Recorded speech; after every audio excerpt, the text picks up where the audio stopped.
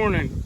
This is tall, stringy Florida lawn that, no fertilizer, no irrigation. This is at full transport with low lift blades, and that's why you're seeing all that striation and where you can see the each blade where it's like tons of stragglers. But that's what's going to happen when you start raising your cut height until the density builds in where you got enough peer pressure between plants to hold it for the cut. It's really hard to mow higher off the stem because you're not relying on the stem to hold the plant in place for cutting. What happens though, if you're going this way and back, each stalk bends over as your mower travels, and some stalks get cut, some don't. So when it springs back up, those clippings get laid out on each side of that stalk of grass. If you can imagine a stalk of grass between my two fingers, and the two fingers are clippings. So after I mow this direction, I'll mow that direction, and because there's stalks or clippings on this side and this side after the stalk sprung back up, now that kind of holds it. And then later, after mowing at full transport height several times, then the density starts to come in because the plant has enough surface area to collect dew every morning, and it has enough height to self-shade. And then if you want to get on the fringe of my concepts, it would be also that it triggers precipitation, because with the taller plant, it keeps the evaporation process from happening until the sun reaches a more critical angle, and it bum rushes the clouds with evaporation to trigger that regular precipitation. Now, to think that only this yard can have that effect is kind of foolish, but we got to start somewhere. Right now they had to put in new laws in Florida about fertilizing. You can't fertilize right prior to rainfall and stuff. And I'm not normally an advocate of bureaucracy building legislative initiatives, but it occurs to me that the same thing happens when you mow really low. Is you're letting nutrients, fertilizer if you want to call it, what little there is on the soil in Florida, be liberated to wash away into the drain, storm drains and everything else. So the legislation that was passed was for additional and artificial fertilizers. What they don't account for is natural fertilizers or organics that wash away when people do the scalp cuts consistently all the time.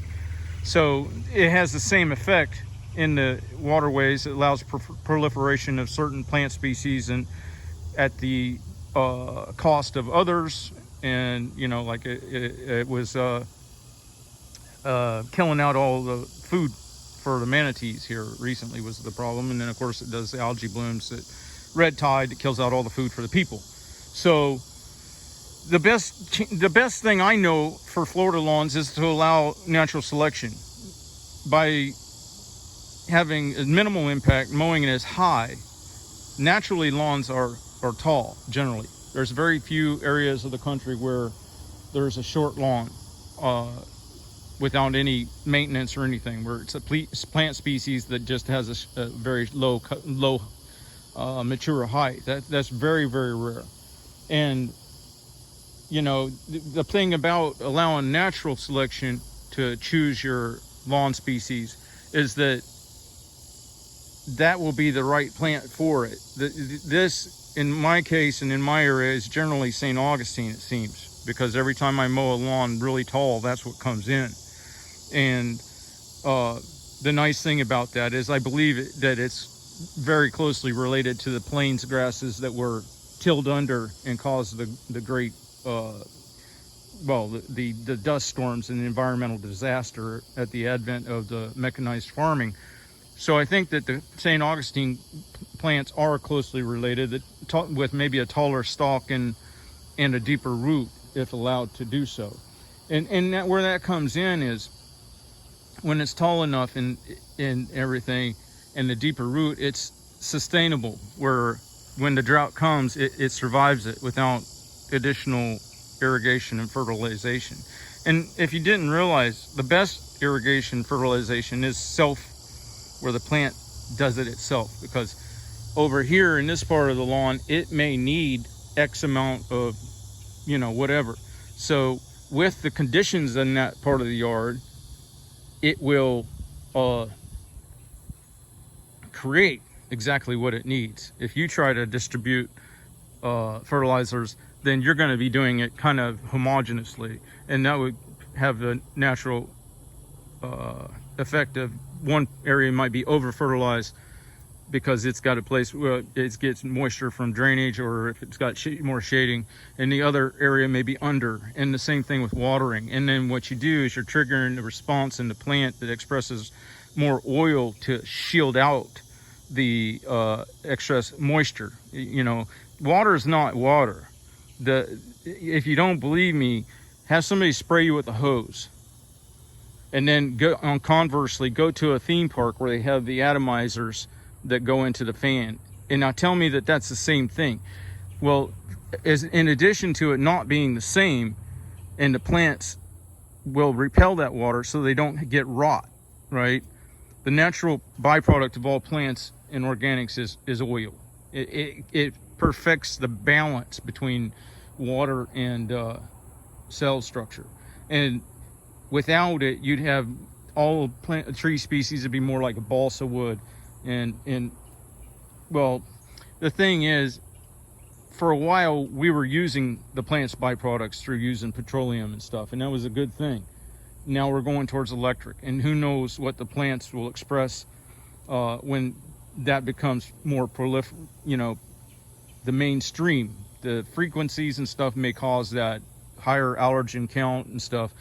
But anyway, the best watering is going to be the watering that the plant does to itself, and that's when in the morning its cell structure is open and the moisture is in the form of microparticles in the form of dew, and it absorbs it. Water in the droplet form is more for the soil and maybe the roots, and so it's just completely different. You can't out fertilize and out water bad lawn maintenance practices. Just like in your body, you can't out exercise a bad diet.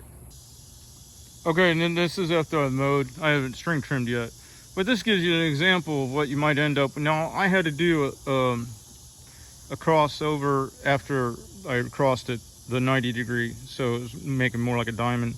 I don't know if you can see the patterning, and it kind of depends on where the light's at, But anyway, what this will do then is, because it's taller, it can do all that for self-shading, self-fertilizing, self-watering. And then, of course, it's going to be a more resilient lawn. So, and it's going to be healthier. So as I mow this one in the future now, because I'm managing it the way I want to, it will not be as impactful to my health, because it won't be expression 40 times higher allergen protein load in its pollen.